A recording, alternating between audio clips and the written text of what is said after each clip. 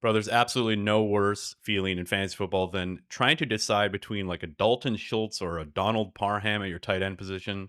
You punted the position. You don't have a stud tight end. Look, I'm torn on whether I even like having tight ends in fantasy, but for all the people who agree and you want to punt the position, you want to get tight ends later in the draft, let's see if we can actually find a tight end. And in this video, man, we're going to be talking about three guys. I got three names for you guys. These are diamonds in the rough, uncut gems, if you will. Uncut gems. Right. Do you know what I mean? Like things like Right. that. Evan Ingram is the first one, man. He screams out to me as a ADP value based on what maybe he used to be. But let's talk about him, bros. So tight end 9, it's not a screaming value, and I'm a little bit nervous about some parts of his profile, but I do think he ends up finishing in potentially even like the top 6, top 5, or at least returning value at tight end 9. So let's look at his profile. Unfortunately, in 2024, only tight end 32 in receiving yards, but entering 2025, he's actually projected as tight end 14 in PPR projections. So he posted a career low, man. 9 games, dude. He had shoulder and hamstring injuries, still averaged 7.8 yards per reception and drew 64 targets. So it was about 7.1 per game. So he was pretty involved still, even though he didn't play a lot. When he did play, he got targets, right? He's a target earner everywhere he's been through his entire career. He's a very athletic tight end in general. So he signs this $23 million 2-year deal with Denver, which is not nothing, right? It's kind of pretty decent for a tight end. Reunites with Sean Payton. Every year he has this player who he calls the Joker. It's like this dude who's going to be included in a lot of packages, manufactured touches. It was Reggie Bush. It was Alvin Kamara. It was Darren Sproles. I think it was fucking Greg Dulcich even like 2 seasons ago when he was supposed to be like the next hotness at tight end. So I don't really know what to expect from that. That can end up being something really good or something nothing like it was with Greg Dulcich.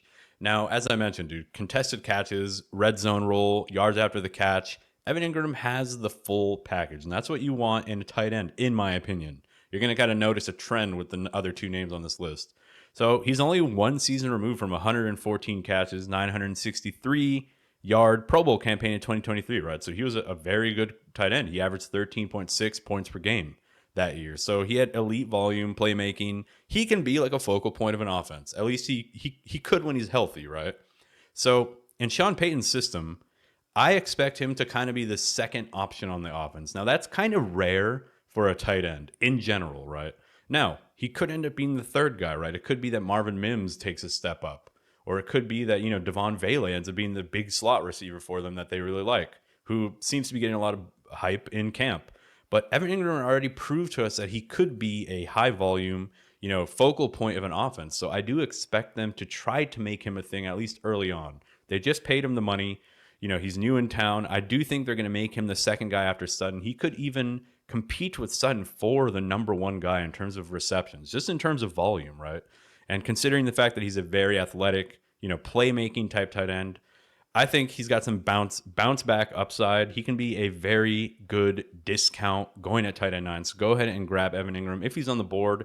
Any time after like the 6th round or so, Evan Ingram is a smash draft pick for me. And the next player is David Njoku going at tight end 10. So these guys are kind of, very close in terms of ADP. And David Njoku actually might even have a little bit more upside just in the touchdown department. I don't think he's going to be able to match Evan Ingram's volume. Now, David Njoku, man, this man packs up his lunch pail, dude. Walks down the dusty road down to the salt mines, puts in a hard day's work, dude, with his fucking hard hat, with his lunch pail and his little shovel. And he produces every season, dude. He's an absolute producer. He had a little bit of a slow start to his career, but in the past couple seasons, dude, fantastic. Absolutely amazing, dude. I'm here to set the record straight on David Njoku. I don't know why this man gets disrespected every single season, despite the fact that he produces on every team or every quarterback that he's ever had. So he finished 2024 as the tight end 12 overall, but tight end 5 in points per game. So he missed 6 games. So that was the problem with David Njoku.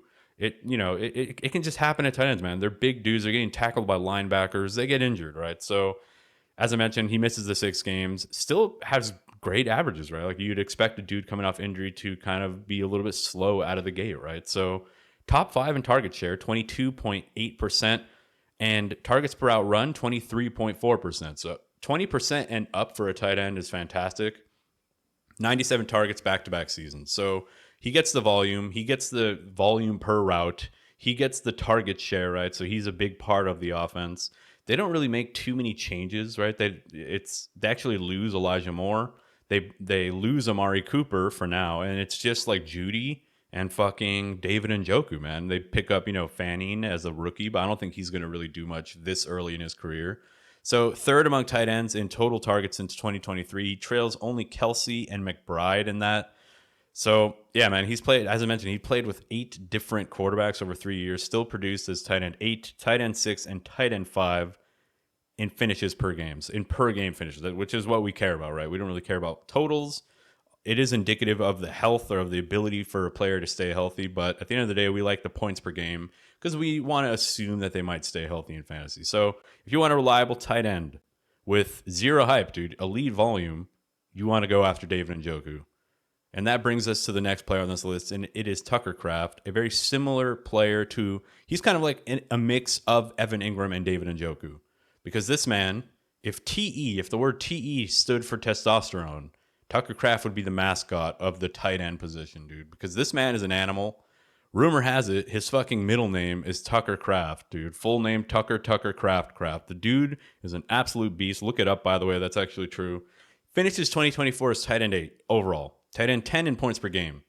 Now, he was kind of a frustrating player to have, in my opinion. I had Tucker Kraft. He's somebody that I found on the waiver wire. Ended up leaning on him for most of the season. I kind of shifted toward Chig Okonkwo at the end of the season. Helped me win a league, but Tucker Kraft was somebody that I leaned on, and this is why, dude. He led all tight ends in yak per reception, 8.8 yards after the catch. For a tight end, holy fuck, dude. That's like league-changing, right? Or that's George Kittle-type numbers. He forced 15 missed tackles. That was third at the position, and he was second in yards per target after only Kittle. The man has echoes of Kittle, dude. The way he moves, his physicality, the way he can run after the catch, he reminds me of a baby George Kittle, legit, dude. I'm not fucking gassing this man up. Let me know down in the comments if you guys agree, man, because if you're watching tape the way I am on Tucker Kraft, or if you had him last season, let me know what you think, dude. So among tight ends in 2024, he was 4th in touchdowns, 7th in receiving yards. Holy shit, dude. But why did he only finish as tight end 8? Well, it's because he didn't have the volume, dude. He was 18th in targets, 18th in receptions. Unfortunately, he just didn't get the volume. There were some games where they really just forgot about him. They were just force-feeding the ball to like Romeo Doubs, Josh Jacobs, and they were losing games because of it, man. Honestly, like Tucker Kraft, when he touched the ball, things would happen. There was a couple games where it was down to like Jaden Reed and Kraft alone, right? Like Romeo Doubs was injured, fucking Dontavian Wicks was trash and bad. And Tucker Kraft became kind of like a little bit of a focal point, just like for a game or two. And dude, they were playing fantastically. He was scoring touchdowns, like long yards after the catch, like 60-yard bomb touchdown in one of those games. So yeah, man, 73% of dropbacks, this man was out there running a route, which is another indicator that you want in a receiving tight end, right? Because you can have a tight end who's on the field, right? So snap percent isn't the best indicator of their involvement as a pass catcher. But you want to look at percent of dropbacks in which they ran a route, right? And then you combine that with how many targets they get, how many yards and all that kind of stuff. But that's just an indicator of their involvement in the offense.